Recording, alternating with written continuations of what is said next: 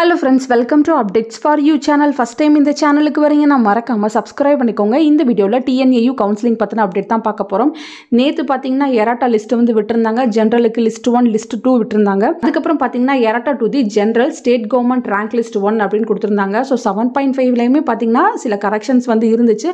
அந்த கரெக்ஷனை மாத்தி உங்களுக்கு ஒரு PDF வந்து ரிலீஸ் பண்ணிருக்காங்க. சோ யாராச்சும் ரீவாலுவேஷன் ரீடோட்டல் ரிசல்ட்ஸ்லாம் அப்டேட் பண்ணிருந்தீங்கன்னா உங்க நேம் வந்து இந்த லிஸ்ட்ல இருக்கா அப்படின்ற இன்ஃபர்மேஷனை வந்து செக் பண்ணி பார்த்துக்கோங்க. ஸோ இதில் பார்த்தீங்கன்னா உங்கள் revised rank, application ID, name, community rank, அதுக்கப்புறம் பார்த்தீங்கன்னா உங்கள் கட் ஆஃப் வந்து கொடுத்துருக்காங்க. ஸோ நீங்கள் வந்து ஒன்ஸ் வந்து செக் பண்ணி பார்த்துக்கோங்க. ரொம்ப சில ஸ்டூடெண்ட்ஸ்க்கு மட்டும் தான் வந்து சேஞ்ச் பண்ணி கொடுத்துருக்காங்க.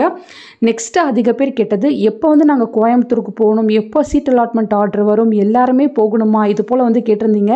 ஸோ நான் ஆல்ரெடி சொன்ன மாதிரி ஃபர்ஸ்ட் ரவுண்ட் கவுன்சிலிங் அட்டன் பண்ண எல்லாருக்குமே சீட் வந்து கிடைக்காது. ஸோ ரொம்ப சில பேர்த்துக்கு மட்டும் தான் சீட் கிடைக்கும்.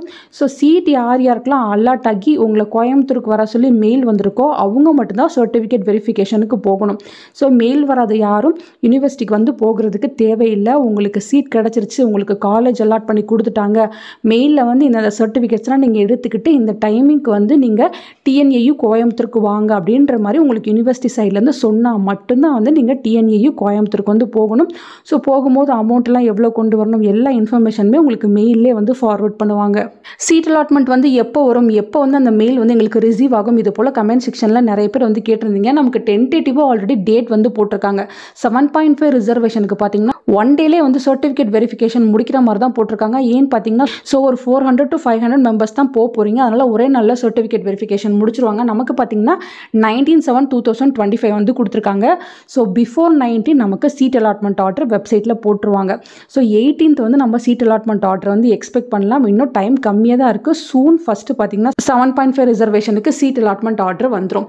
ஸோ அவங்களுக்கு சர்டிஃபிகேட் வெரிஃபிகேஷன்லாம் முடிஞ்சதுக்கப்புறம் ஜென்ரலுக்கு வந்து சர்டிஃபிகேட் வெரிஃபிகேஷன்லாம் ஸ்டார்ட் ஆகும்.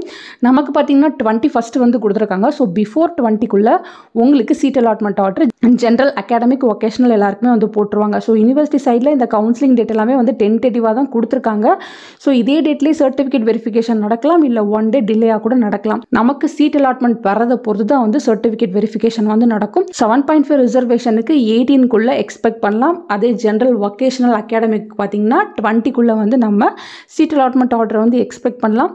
ஸோ அஃபிஷியலாக அப்டேட் கிடச்சிருச்சுன்னா கண்டிப்பாக நான் உங்களுக்கு வீடியோ போட்டு சொல்கிறேன். உங்களுக்கு வேறு ஏதாச்சும் டவுட் இருந்தாலும் கமெண்ட் செக்ஷனில் கேட்கலாம். தேங்க்யூ ஃபார் வாட்சிங்.